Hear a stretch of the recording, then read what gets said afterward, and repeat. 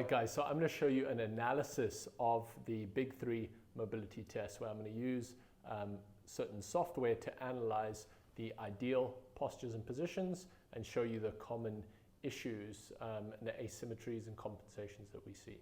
So I'm going through each of the assessments and I'll show you ideal and then each of the common issues. So the standing posture is actually a posture of its own. Even just you standing there is an analysis, so that's a little insight that this, it's actually probably the big four, because the standing position, the kneeling, squat, and cross-legged are four poses. So the standing position tells us so much, and ideally what we want to see is level shoulders at the shoulders. We don't want to see any asymmetries or slope to either side, level at the hips, aligned legs and knees, so we don't want to see any bend at the knee, and we want to see the feet pointed relatively straight and a nice decent width that is roughly consistent with the width of your hips at the feet, so we don't want to be too wide at the feet.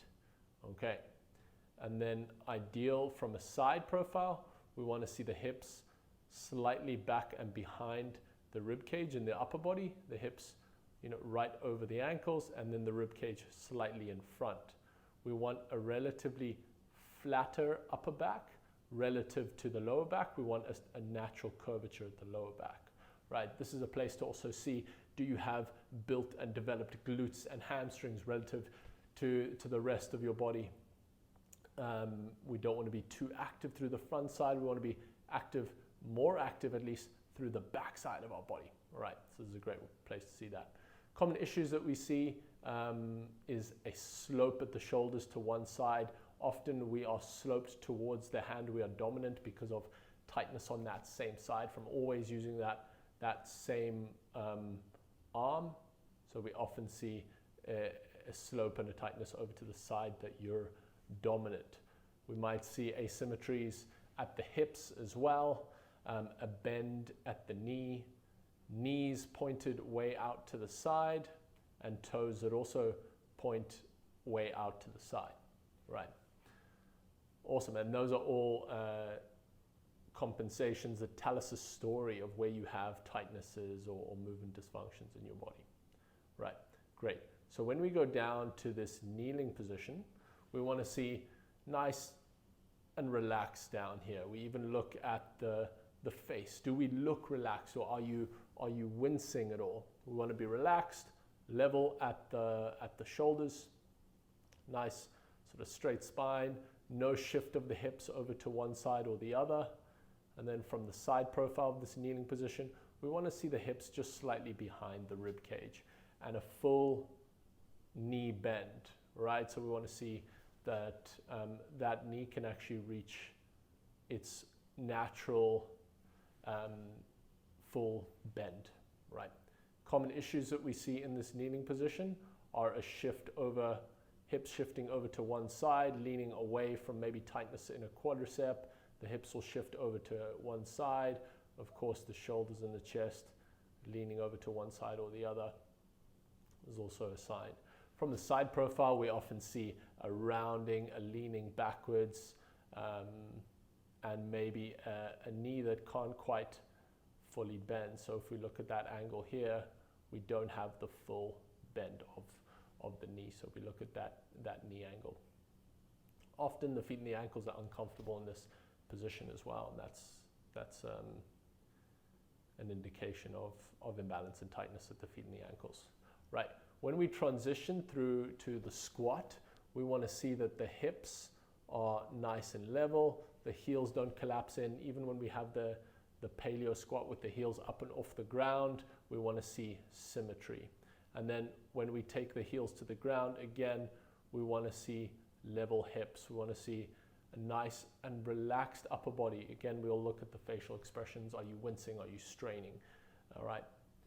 And from the side profile, when we look at the bend of the knee, do we have a nice bend of the knee? What is the angle at the knee, but also the angle at the ankle, right? Even though the heels are up, we want that ankle to have a good dorsiflexion, right? And when you go down to the floor, do you have a relatively upright posture? Can you look forwards with your chest up? Is your upper body relaxed, right? Or are you straining, right? Common issues that we see at the squat, right? First off, with the paleo squat is an inability to squat all the way down. So we'll see these hips stay up high, all right? We aren't able to get down, right? When the heels go down to the ground, we might see the hips shift over to one side. You see the hips are more towards the left, leaning away from the right, so that could indicate some tightnesses in the right ankle, for example, the right hip, so we're leaning away from that and loading more towards the left. There's other explanations, but yeah, that's common, right? Then hips way up high, can't sit down. If we do sit down, then maybe we rock backwards, you know, when we sit down. So we might see excessive rounding of the back, or a leaning so far back, even falling backwards onto your butt. It's obviously all bad signs for squat mobility. Then when we sit cross-legged, the ideal is heels or knees down close towards your feet, nice and relatively even at the knees, right? We want the knees to be able to be resting on your feet, or your shin resting on your feet like we have here, right? Relaxed at the upper body, facial expressions are always a sign, right? And we swap sides.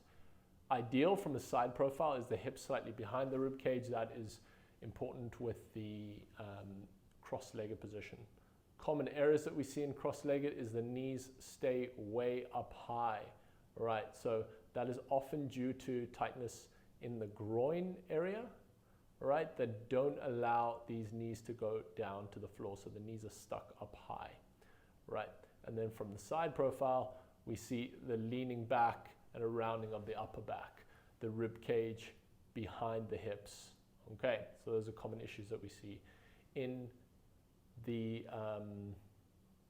3 mobility poses, and actually the 4, because remember that standing position also gives us a lot of insight. So I hope you enjoyed that analysis. Remember to take your own videos, save them for yourself, or if you're interested, you're an ex-athlete, you're struggling with pain, you've gone through surgery, you've had a history of injuries, you're going to send these videos through to me and my team, and we're going to analyze them for you. We're going to do that together on a free consultation call. Love it, guys. Chat soon. Enjoy the postural analysis section coming up next. Cheers.